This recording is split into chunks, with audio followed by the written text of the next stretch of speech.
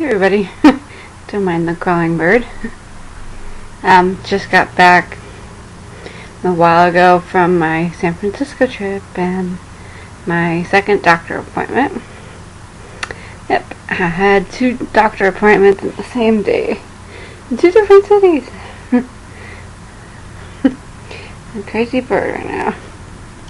Anyway, today I have my appointment with Dr. Rabkin in San Francisco. It was a few hours long. We left the house and I splurged and got a coffee at Starbucks.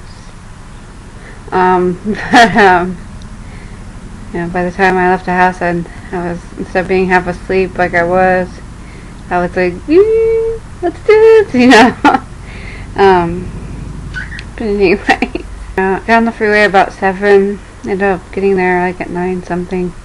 My appointment was at 10, so we're like, well, we'll just go up there. And there's nobody there, to my surprise. I thought it was going to be booked, like on my other appointments usually are. It's usually like tons of people in the waiting room. Sorry, Squirt's trying to chew a cord. Now he's boosting off on the couch. No! Getting in trouble. There he goes again, boosting off, telling me. Anyways, filled out some paperwork. Ended up having to pay, the fee. But hopefully, sorry, I don't know what he's doing. Ended up paying the fee. Might be able to get reimbursed later if the Department of Managed Health Care approves my case. I haven't really gone into detail exactly where I am at with my case right now. I put some videos on different things I found in the records, but basically my case is approved for an independent medical review at the Department of Managed Health Care, which is an external appeal organization here in California, and they're basically just waiting for doctor letters of support. Because in one of my videos I showed earlier, sorry for the chirping in the background, that he said it was high failure rate, this and that, and that's all what everybody was seeing, so everyone was getting the wrong idea about me. And I was advised to go to this appointment to see if I could disprove that. And I am so glad that I did. It's kind of embarrassing. I know there's people bigger than me, but I was kind of just devastated to see how much I weigh on their scale. I technically was wearing a jacket, but when I was weighed later in the day at different doctors, I wasn't. I weighed heavier then, but now in the 300s. That was kind of devastating. They did this body composition analysis where you gotta get bare feet on the scale, and it was embarrassing because I can't reach my feet. So my husband had to take off my little Converse and socks and then put them back on. And I turned around feeling like I wanted to cry right then, but thinking, the assistant was judging me like they have in other doctors' offices when it's just been a sandal I couldn't get on, She wasn't judging me, she was just like, no, take your time. But anyway, this is embarrassing, this body fat now. Look at... Oh no, man. Okay, so my BMI is 53.3. That I knew. My BMR, forget what this is. Is that the one where, is that where you burn off, like just sitting there, that's what you burn off or something? This thing says, the total energy expended by the body to maintain normal functions at rest. So I think that's what it means. And according to this, that is 21, 31, kilocalories. And all these websites are telling me, 18, or not 1800. Like, some even said 1200, some said 1700. So one of those sites didn't work, man. Yo-yo dieting fails. Okay, anyways, but I was just like, man.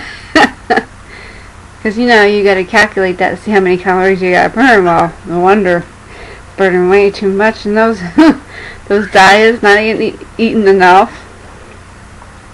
Like one time I was on this liquid diet that's 800 calories, and then you had to burn like 700 something a day. I don't know, it was so crazy. No wonder why. Oh, but I guess I thought I knew I was gonna be at least half like 50%, 50% body fat, but I was 55.4%. There's something called fat mass, total weight of fat mass in the body. That, I guess that's how much fat you have, and that's 167 pounds. There's other things in here, like total body water. It says the amount of water retained in the body. It's supposed to be between 50 and 70% of total body weight. I don't know, but it says mine was 98 pounds. And then it says the fat percent, makes the body fat percent, what they want you to be in is 21%. For short people, which like me, 21%, and I'm 55.4%. What I thought was funny is the fat mass. They want you to be 35.5 pounds if you're short like me. And here I am with my 167 pounds. I was just like, oh no, I failed this test, It's kind of embarrassing. And this whole week I limited the... I know a lot of it, my problem is portions. And I used to eat this huge breakfast, and then I cut that down to where I was still hungry, and I had lost 8 pounds, and then all of a sudden, what the heck? I'm 301? Where did that come from? I thought I was 292 the other day, and now all of a sudden I'm 301. What gives? Why do you want to hold on to this body? Why must you retain the fat? Get rid of it. But anyway, we had to watch a video, and I met a lady that was there for a revision from her RNY. But anyways, it was me and her and my husband watching this slideshow. And after that, you had to take a quiz, answer these questions. Some of them made you laugh. I think she joked about it being like the DMV. Some of them, they're just so obvious, And I passed that one. 20 out of 20. I earned my gold star. I'm just kidding, but and then they bring you back to a room, and we saw the physician assistant, and she kind of goes over everything, like what surgical clearances you need. And I showed up with all my blood work, medical records dating back to 2009, basically everything I had.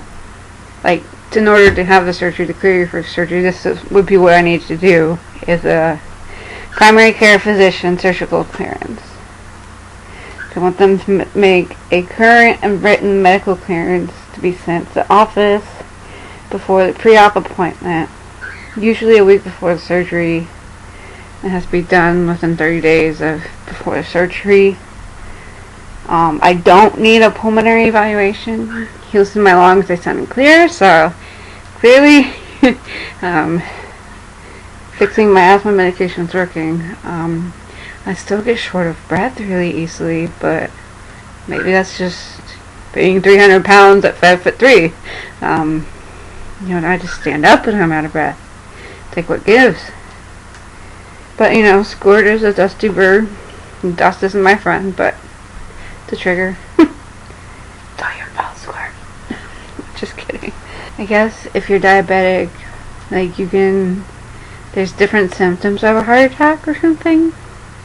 So they want diabetics to have a stress echocardiogram, which basically is, a lot of people have heard of the stress test. When you're on a treadmill or a bike or whatever, and they monitor your heart. She said if you can't do any of that, because, I showed up in a wheelchair, so it looked pretty bad, they can inject you with something to stretch your heart out, and that freaks me out. Maybe I'm thinking if I do go that route, maybe I will take some pills that day and try to do the thing, but I don't know how that will help my leg. I can't feel, so I don't know, it freaks me out about getting injected with something. And I even read somebody's horror story of they had to do the injection one and then they blacked out and ended up having like a heart attack right there or something, or they weren't sure, or like the staff wasn't sure or something. I don't know, some horror story. So I don't know, it just freaks me out getting injected with crap, especially since I'm allergic to stuff. I don't want someone injecting stuff into a needle to scare my heart. No, thank you. If they want me to get my heart pumping, all I gotta do is just stand up, walk around a little bit, and I'll be out of breath, my heart pumping, sweating. If they want that, that's easy. I can do that within seconds. But yeah, squirt, huh? I don't know if you can hear them, but like I said, the stress echocardiogram, tongue twister. You do the stress test, and then they ultrasound your heart. So you gotta take your bra off. I had one of these before when they said I had 2 heart murmurs and a leaky valve or something, which suddenly isn't there anymore, apparently. I don't know. So that shouldn't be a problem. There's some more lab work I would need to get done. It says chest X-ray EKG I already did, and 2 EKGs. I'd had one last October, but they want one within 6 months. So sorry, Squirt was throwing stuff everywhere. I had one last October, but they want it to be within 6 months. So did another one, then I attached them both so they could compare.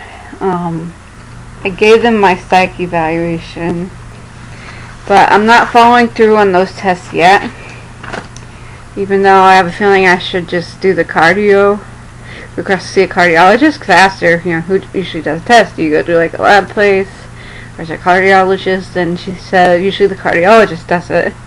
Well, my insurance likes to deny me on referrals, so, and if they deny me, then that takes a month of appeal, and then that takes if they deny me for that, then that's a whole nother month of appealing to the Department of Managed Health Care, and I just have a feeling that if I do get approved for the surgery, they're just going to deny all the pre-op tests. I don't know. I guess I could just try to pay for it and then try to get reimbursed.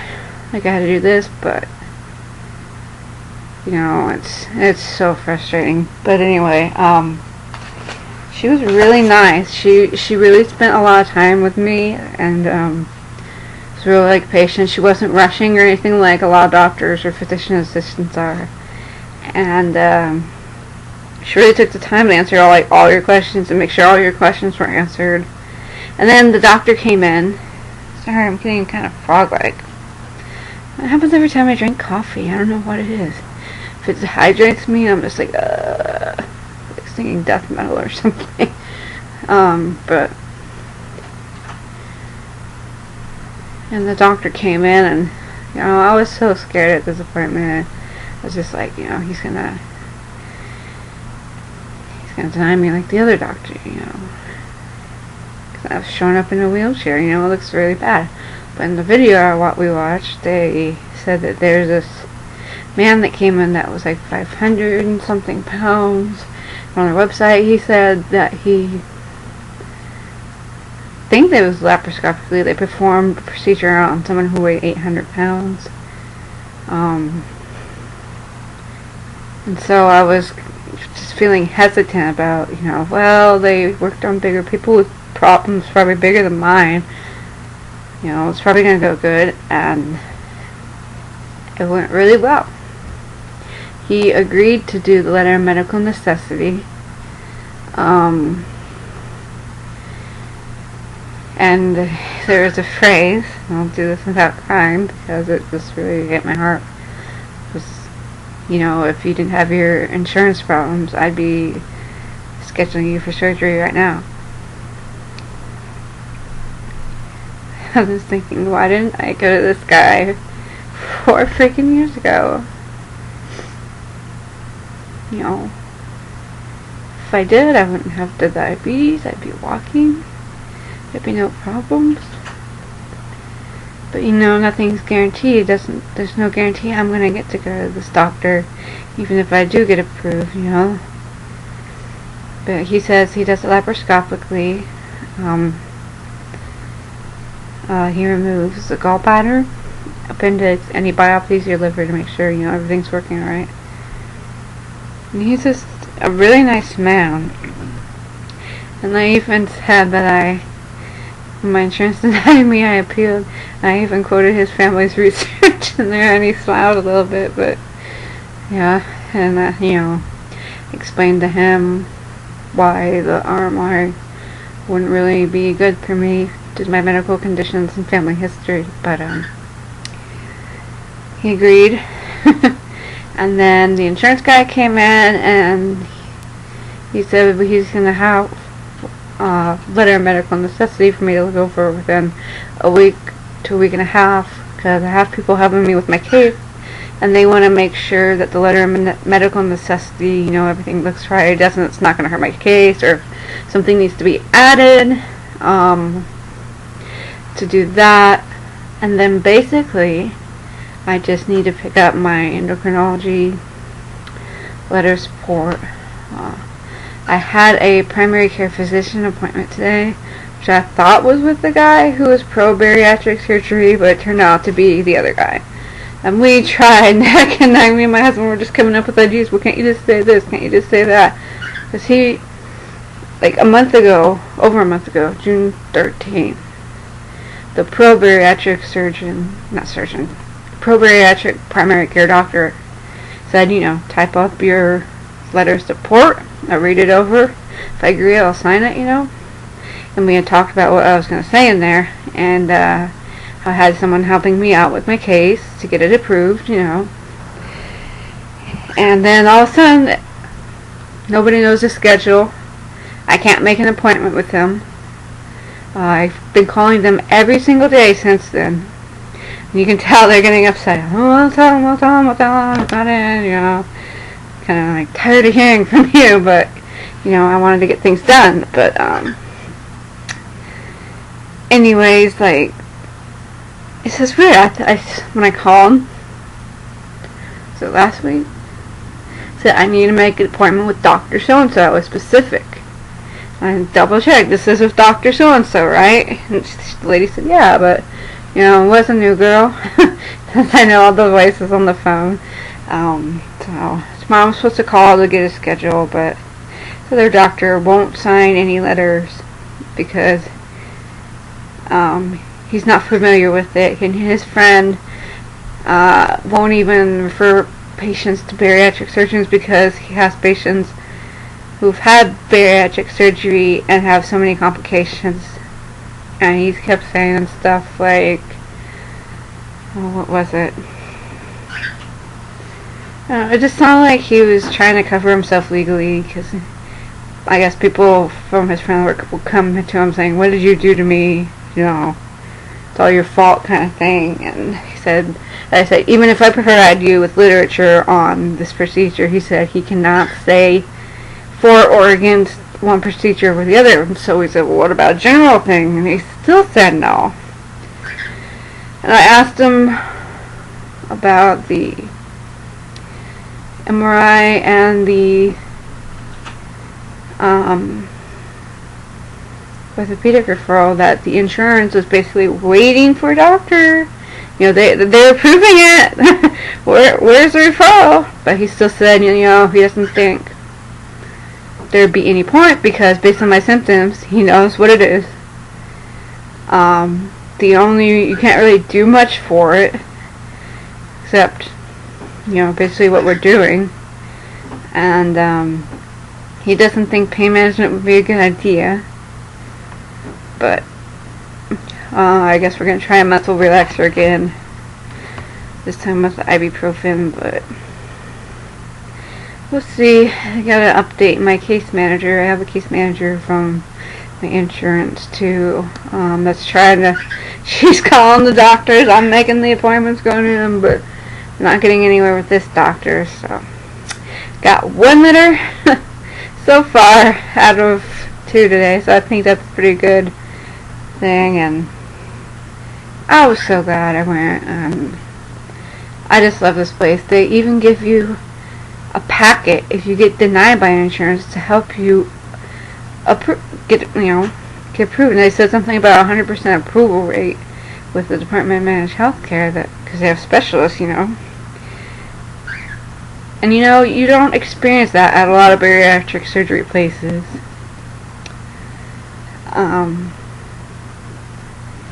To me, that just makes this place stand out. Like, if you haven't heard of him, check out his website. I'll list it in the info or at the end of the video.